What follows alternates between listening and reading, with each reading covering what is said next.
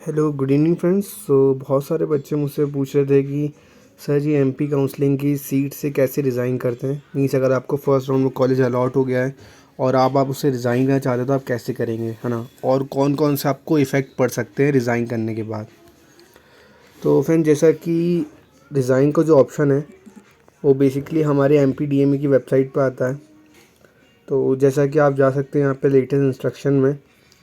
तो यहाँ पे अभी एक नोटिस भी आया है कि रिज़ाइन देने से क्या होगा। हाँ, रिज़ाइन कब दे सकते हैं। तो आप देख सकते हैं यहाँ पे साफ साफ लिखा है कि अब this is information to all admitted candidates offers that last date for resigning from admitted seat without seat leaving bond ना। आपको कोई सीट लिविंग बॉन्ड नहीं देना होगा और आप इस सीट से रिज़ाइन कर सकते हैं आराम से। और अब कहाँ से कहाँ तक एक्सटेंड हो गई है, अभी 13 तारीख तक एक्सटेंड हो गई है। ओके। और जी ऑनलाइन है ना। आपको कॉलेज में आने की ज़रूरत नहीं है कि जिस भी कॉलेज में आपने एडमिशन लिया आप उससे रिज़ाइन कर सकते हैं। और फ्रेंड्स बात रही कि इससे क्या क्या इफ़ेक्ट हो सकता है अगर आप रिज़ाइन देते हैं तो। सो फ्रेंड्स हम लोग यहाँ पे एफएक्यूज़ में देखते हैं कि क्या मतलब कि जो फ्रीक्वेंटली आस्क्ड क्वेश्चन होते हैं तो इसमें क्लियरली लिखा है कि रिज़ाइन देने पे क्या होगा। तो यहाँ पे आप देख सकते हैं इसमें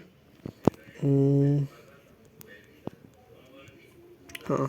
सो जैसे कि आप प्रश्न 12 को देख सकते हैं तो इसमें लिखा है कि प्रवेशित सीट से त्याग पर दिए जाने की प्रक्रिया क्या होगी। तो इस प्रक्रिया के बारे में लिखा है तो वो हम पहले डिस्कस कर चुके हैं कि एक टाइम शेड्यूल आता है, उसके अगर बिटवीन करते हैं तो हमें सीट लीविंग बॉन्ड नहीं देना होगा। और अगर उसके बाद करते हैं तो उसके बाद भी लिखा है इनने। और आगे इन्हें नेक्स्ट क्वेश्चन में और क्या लिखा है, यदि मैं प्रथम चरण की काउंसलिंग में आवंटित सीट पर प्रवेश लेता हूँ और उस सीट से त्याग पत्र देता हूँ तो क्या मैं आगामी चरण में काउंसलिंग के लिए पात्र हूँ। तो यहाँ पे साफ साफ लिखा है कि आप अगर आपने रिज़ाइन दिया तो आप आगे वाली काउंसलिंग के लिए पात्र नहीं होंगे, है ना। अभ्यर्थी का पंजीयन निरस्त हो जाएगा, है ना। इस पूरे को पढ़ सकते हैं ध्यान से। फिर आगे वाले क्वेश्चन में हमें लिखा हमारा ये दिया गया है। आगे दो क्वेश्चन में वो त्यागपत्र के बारे में लिखा गया है कि यदि मैं प्रथम चरण की काउंसलिंग में आवंटित सीट पर प्रवेश लेता हूँ एवं प्रदर्शित समय विधि में उस सीट से त्यागपत्र देता हूँ तो मुझे कितना शैक्षिक शुल्क वापस होगा। हाँ।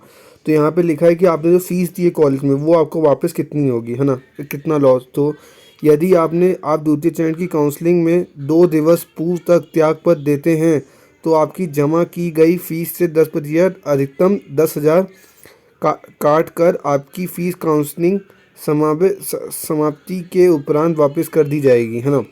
तो आपकी 10% सी फीस काट लेंगे अगर आप लीड देते हैं तो, है ना, द्वितीय काउंसलिंग के। और एनआरआई अभ्यर्थी को तो 25,000 कटौती होगी, है ना। मैक्सिमम यहाँ लिखा है ज़्यादा से ज़्यादा 10,000 रुपये काट सकते हैं आपके, है ना। तो ये है। और फिर आगे लिखा है कि प्रवेशित सीट से त्यागपत्र देने पर सीट लिविंग बॉन्ड कब लागू होगा। हाँ। तो इन्होंने बोला कि अगर सीट से त्यागपत्र दिया तो सीट लिविंग बॉन्ड कब कब ले सकता है। तो लिखा है कि जब द्वितीय चरण मतलब सेकेंड राउंड की काउंसलिंग के 2 दिवस पूर्व तक त्यागपत्र देने पर नियमानुसार सीट लिविंग बॉन्ड लागू नहीं होगा, परंतु निर्धारित समय सीमा के उपरांत त्यागपत्र देने जाने पर, हाँ, अगर आप समय सीमा के अंदर नहीं देते तो आपको त्यागपत्र कहते हैं मतलब आपको सीट लिविंग बॉन्ड देना होगा। ओके, मतलब 30 लाख रुपीज़ आपको सीट लीव करने के लिए।